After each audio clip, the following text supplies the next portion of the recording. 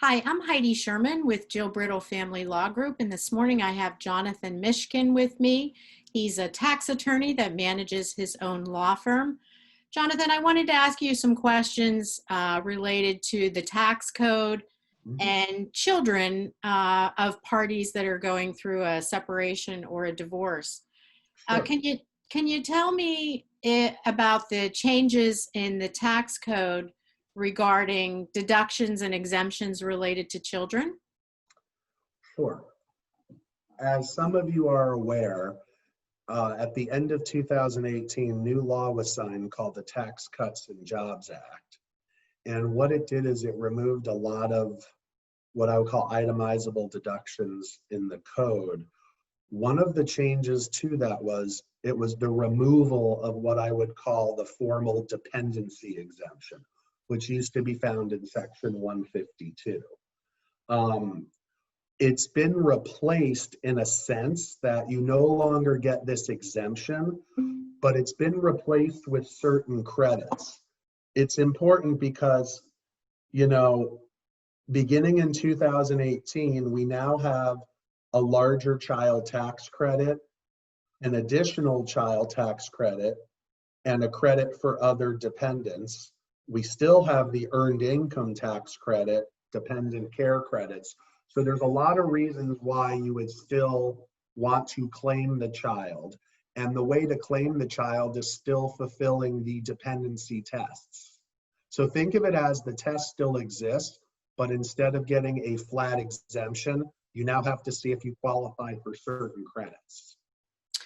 So this is an issue that comes up a lot in my cases. And my client will say, for example, when we're talking about child support, I want to be able to claim the dependency exemption.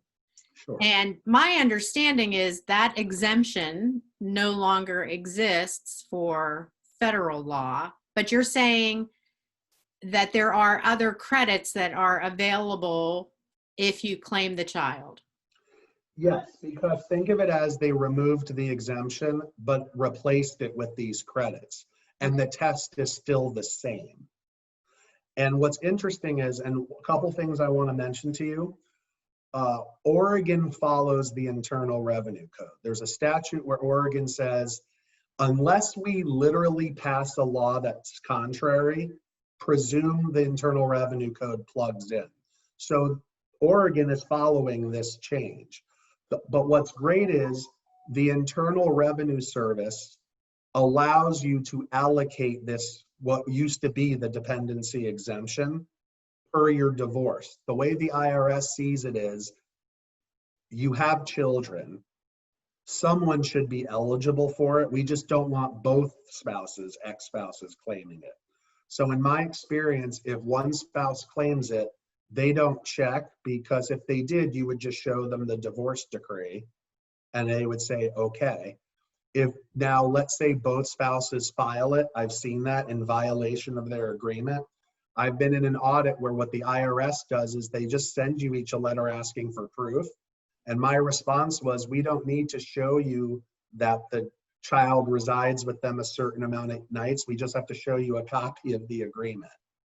And in my last case of doing that, the IRS said, well, we are the dependence exemption, or now the credits, should have gone to the spouse who got it in the divorce decree. Okay, so that presumes that it is set forth in the judgment, in the divorce decree. What if there's nothing in the judgment about who gets that credit? Then you would have to meet, you'd have to meet what I call a support test.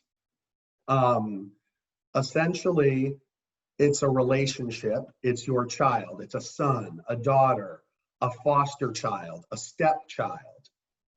They have to live in your residence for more than half the year. They're under 19, or they're under 24 and they're, off at college where it won't count against you, or any age if they're unfortunately disabled. The child cannot supply half of his or her support, and the child must not be filing some joint return. Essentially, you can't claim a married child as your dependent. Mm-hmm. That would be the basic test. So if you can be claimed as a dependent, you then should start looking for then, do I qualify for some of these additional tax credits? Okay. So if you are a parent that is, let's say, receiving child support, however, you have the child less than 50% of the time, in order to be able to claim the child as a dependent, you'd have to be able to meet all of the various tests set forth in the tax code. Otherwise, it would be rightfully claimed by the other spouse because, I would say it's a mathematical seesaw equation. You have 365 days in a year. How many nights? Okay. They literally will go to the days. So, Okay. Yeah. mhm. And it sounds like that the parties, despite what the tax code says, the parties are able to make an agreement that might be contrary to what the tax code would find but the tax code will honor that, or the IRS will honor that if the parties have a written agreement. Think of it as they want to stay out of a divorce. They just want to make sure there's no what some people call double dipping.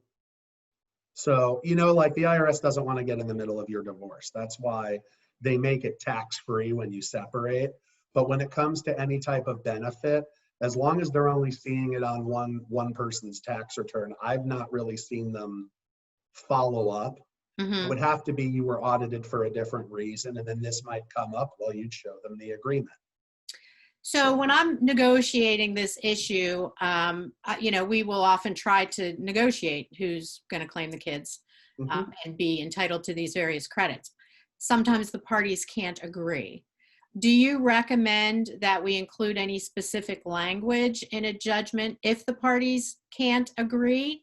What I generally have thought about doing is to actually put a statement in there that says the parties will follow the provisions of the tax code regarding who can claim the children as a dependent, so that both parties can see very clearly that they don't have an agreement, and so they have to follow the rules that are set forth in the tax code. Does that make any sense to you to do something like that? What I do is sort of a derivative of that. What I do is I put an indemnification, or I would suggest some form of indemnification clause that says if we get audited as a result of an inconsistent, position, basically what we're talking about, you claim something and you shouldn't, you're going to cover my attorney's fees and any costs associated with dealing with it. That's what I usually tell people. Okay. Because, maybe the right answer is it's sort of an assumption that everyone should follow the Internal Revenue Code. Mm-hmm. So I like to put in there the second part, which is, well, what if I don't? Well, you agree to cover all the costs that the other spouse has to deal with because they have to hire me now to respond to an audit inquiry. Yeah. Huh, That good usually stops that from happening. Yeah. Okay. Thank you.